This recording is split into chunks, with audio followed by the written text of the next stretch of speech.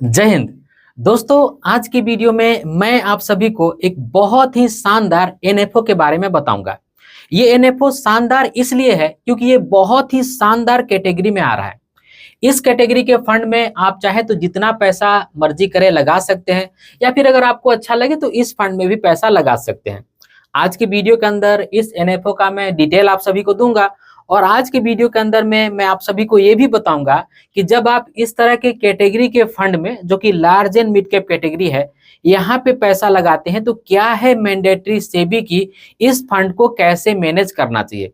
यानी कि अगर आप इस एनएफओ में पैसा लगाते हैं या फिर इस तरह के किसी और फंड में पैसा लगाते हैं जो पहले से एग्जिस्ट करते हैं, उनमें क्या है मैंडेटरी आपके पैसे को मैनेज करने के लिए, आपका पैसा कहाँ पे और कितना कितना निवेश होता है। तो कम से कम आज की वीडियो के माध्यम से आपको ये जरूर पता चल जाएगा कि जब हम large and mid cap category में अपना पैसा लगाते हैं तो हमारे पैसे को कहां पे और कितना कितना निवेश किया जाता है। तो आज की वीडियो हमेशा की तरह बहुत इंफॉर्मेटिव होगी, इसलिए मैं रिक्वेस्ट करूंगा आप सभी से कि इस वीडियो को अंत तक जरूर देखिएगा। तो स्वागत है आप सभी का एक नई वीडियो में। आशा करता हूं आप सब अच्छे होंगे। मैं हूं अनवर अंसारी। चलिए पेश करते हैं। तो अब हम सबसे पहले इस एनएफओ का डिटेल चेक कर लेते हैं। ये एनएफओ आ रहा है आईटीआई म्यूचुअल फंड की तरफ से। अब देखिए, आईटीआई म्यूचुअल फंड कोई बहुत ज्यादा पुरानी एएमसी नहीं है और इनके पास बहुत ज्यादा एसेट्स भी मैनेज करने के लिए नहीं है। लगभग 8,500 करोड़ रुपए के आसपास का एसेट्स ये मैनेज कर रहे हैं। ये जो एनएफओ इन्होंने लाया है, इस एनएफओ का नाम है ITI large and mid cap fund NFO. इसमें इन्वेस्ट करने की जो तारीख है वो है 21 अगस्त 2024, और मैं वीडियो भी शूट कर रहा हूँ 21 अगस्त 2024 को ही। जब तक आप ये वीडियो देखेंगे तब तक आपको ये जो फंड है अवेलेबल मिलेगा इन्वेस्ट करने के लिए।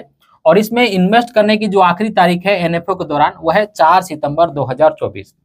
और जो भी लोग 21 अगस्त 2024 से 4 सितंबर 2024 के बीच में अपना पैसा इन्वेस्ट करेंगे, उनको अलॉटमेंट लगभग 11 सितंबर के आसपास में मिल जाएगा। फंड टाइप होने वाला है large and mid cap category.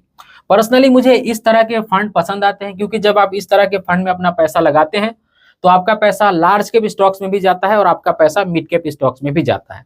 Large cap stock से, जैसा कि आप जानते हैं, आपके फंड को स्टेबिलिटी मिलती है, और मिड कैप स्टॉक से आपके फंड को ग्रोथ मिलता है।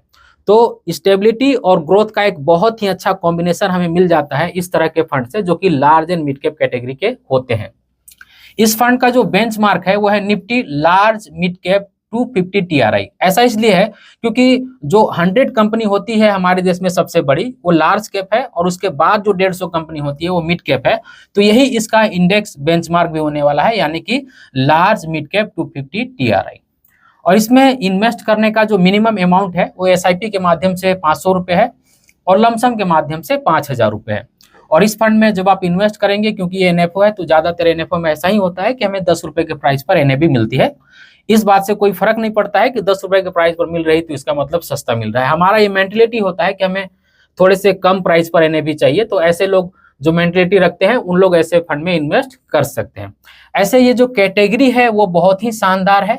यहाँ पे बस एक चीज देखने वाली है कि जो आईटीआई म्यूचुअल फंड हाउस है ये बहुत ज्यादा पुराना नहीं है और इनके पास बहुत ज्यादा एसेट्स नहीं है, लेकिन ये जो कैटेगरी में एनएफओ लाए हैं वो नो डाउट बहुत ही शानदार है। अब हम ये देख लेते हैं कि ये जो large and mid cap category के फंड होते हैं या फिर एनएफओ होते हैं, इनको मैनेज करने के लिए सेबी के तरफ से क्या मैंडेटरी है, क्या है रूल्स और रेगुलेशंस, क्या हम जब पैसा इसमें लगाते हैं तो हमारे पैसे को कैसे और कहां कहां पे निवेश किया जाता है। तो देखिए, जो large and mid cap category के फंड होते हैं उनके इन्वेस्टमेंट की स्ट्रेटजी मैंने यहाँ पे लिख रखी है। देखिए, जब आप किसी भी large and mid cap category के फंड में इन्वेस्ट करेंगे, चाहे वो पहले से एग्जिस्ट करता हो या फिर आप इस एनएफओ में इन्वेस्ट करेंगे या फिर आगे भी इस तरह के फंड आएंगे, अगर रूल्स और रेगुलेशंस में चेंजेस नहीं होते हैं तो यही स्ट्रेटजी उनके अंदर में फॉलो होने वाली है।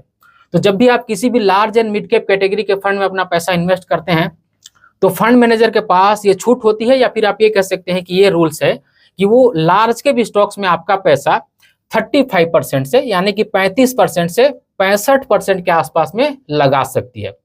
इसी तरह से मिड कैप स्टॉक्स में भी आपका पैसा 35% से 65%, यानी कि 35 से 65% के आसपास में पैसा आपका लग सकता है।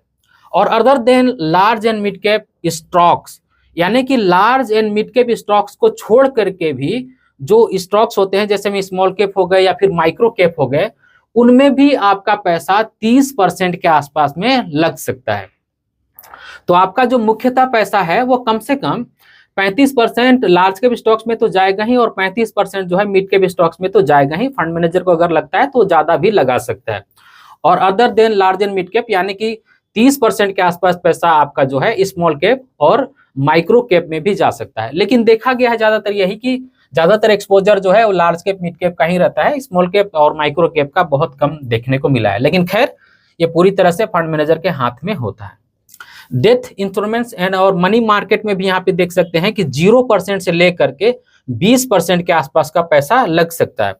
यानी कि फंड मैनेजर को लगता है कि हमें डेप्ट में भी पैसा लगाना चाहिए या फिर मनी मार्केट में भी पैसा लगाना चाहिए, तो वहां पे भी वो 20% के आसपास पैसा लगा सकता है। लेकिन ऐसी कोई मैंडेटरी नहीं कि पैसा लगाना ही है, यहाँ पे 0 से 20% हो सकता है कि अगर उनको मर्जी करे तो वो पैसा लगा सकते हैं। और क्योंकि ये जो म्यूचुअल फंड की स्कीम है वो इक्विटी म्यूचुअल फंड की स्कीम है, तो यहाँ पे इस बात की भी मैंडेटरी रहती है कि आपको इक्विटी और इक्विटी रिलेटेड जो सिक्योरिटीज है उनमें कम से कम पैसा जो है वो 80% लगाना ही होगा। यानी कि इक्विटी शेयर्स जो होते हैं, लार्ज कैप हो, मिड कैप हो, स्मॉल कैप हो, उनमें कम से कम जो पैसा है वो 80% लगेगा ही। और अगर फंड मैनेजर चाहे तो 80% से बढ़ा करके 100% भी आपका पैसा इक्विटी शेयर्स में लगा सकता है। और ये म्यूचुअल फंड की स्कीम क्योंकि ओपन एंडेड म्यूचुअल फंड की स्कीम होने वाली है, तो आप इसमें कभी भी अपना पैसा लगा सकते हैं और कभी भी आप अपना पैसा विड्रॉ कर सकते हैं। जो भी उस समय एग्जिट लोड के चार्जेस वगैरह होंगे उस समय आपको देने होंगे।